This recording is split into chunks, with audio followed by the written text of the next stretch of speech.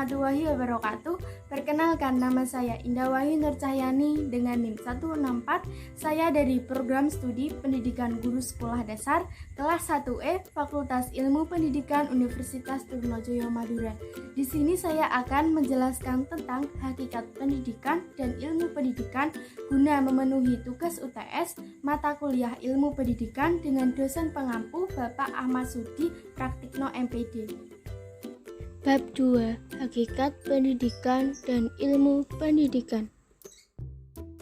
Hakikat pendidikan adalah usaha sadar dan terencana untuk mewujudkan suasana belajar dan proses pembelajaran agar siswa secara aktif mengembangkan potensi dirinya untuk memiliki kekuatan spiritual keagamaan, pengendalian diri, kepribadian kecerdasan, akhlak mulia, serta keterampilan yang diperlukan dirinya, masyarakat, bangsa, dan negara. Hakikat pendidikan dalam perspektif John Dewey.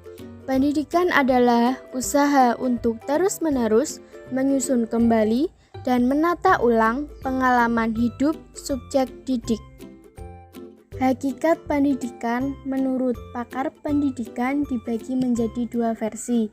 Yang pertama, versi barat adalah suatu aktivitas manusia untuk meningkatkan kepribadian dengan jalan membina potensi-potensi kepribadian. Yang kedua, versi Islam adalah pendidikan bukan saja transfer pengetahuan dan keterampilan semata, melainkan dapat membentuk integritas kepribadian yang seutuhnya. Pengertian ilmu pendidikan. Pendidikan adalah ilmu yang membicarakan masalah-masalah yang berkaitan dengan persoalan pendidikan atau ilmu yang mempersoalkan pendidikan dan kegiatan pendidikan. Tujuan ilmu pendidikan dibagi menjadi dua. Yang pertama, tujuan umum, yang kedua, tujuan khusus. Tujuan umum merupakan rumusan tujuan pendidikan yang bersifat luas dan mencakup seluruh hakikat kemanusiaan secara universal. Tujuan khusus merupakan penjabaran yang bersifat detail dari rumusan tujuan umum pendidikan. Ruang lingkup pendidikan. Ilmu pendidikan mempunyai ruang lingkup yang sangat luas karena di dalamnya banyak pihak-pihak yang ikut terlibat baik langsung maupun tidak langsung.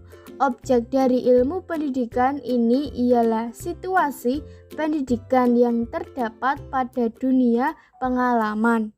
Ruang lingkup pendidikan mencakup hal-hal sebagai berikut. Yang pertama, perbuatan mendidik itu sendiri, yaitu seluruh kegiatan, tindakan atau perbuatan dan sikap yang dilakukan oleh pendidik suatu menghadapi atau mengasuh peserta didik. Yang kedua, peserta didik merupakan objek terpenting dalam pendidikan. Yang ketiga, dasar dan tujuan pendidikan, yaitu landasan yang menjadi fundament serta sumber dari segala kegiatan pendidikan ini dilakukan. Yang keempat, pendidik, yaitu subjek yang melaksanakan pendidikan. Pendidik itu sendiri sering disebut dengan guru, dosen, muta'alim, dan sebagainya.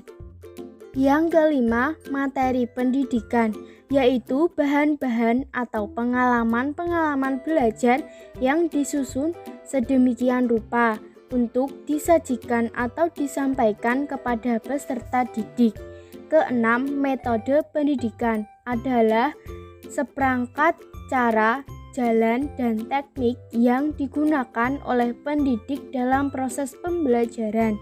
Yang ketujuh, evaluasi pendidikan, yaitu memuat cara-cara bagaimana mengadakan evaluasi atau penilaian terhadap hasil belajar peserta didik.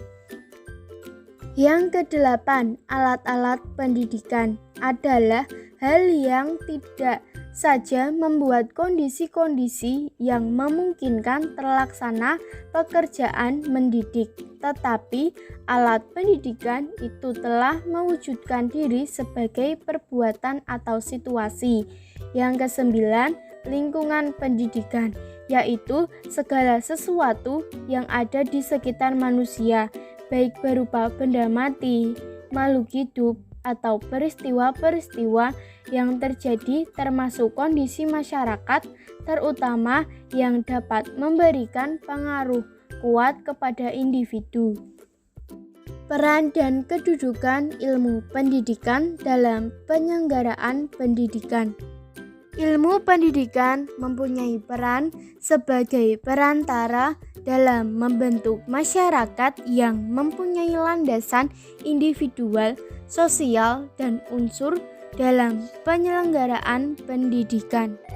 Ilmu pendidikan sebagai suatu ilmu harus dapat bersifat 1. Empiris, 2. Rohaniah, 3. Normatif, 4. Historis, 5. Praktif.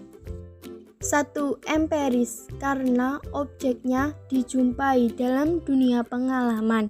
2. Rohaniah, karena situasi pendidikan berdasarkan atas tujuan manusia tidak membiarkan peserta didik kepada keadaan alamnya. 3. Normatif, karena berdasarkan atas pemilihan antara yang baik dan yang buruk. 4. Historis, karena memberikan uraian teoristis tentang sistem-sistem pendidikan sepanjang zaman dengan mengingat latar belakang kebudayaan dan filsafat yang berpengaruh pada zaman tertentu. 5. Praktis, karena memberikan pemikiran tentang masalah dan ketentuan pendidikan yang langsung ditunjukkan kepada perbuatan mendidik. Sekian dari saya, semoga bermanfaat. Terima kasih. Wassalamualaikum warahmatullahi wabarakatuh.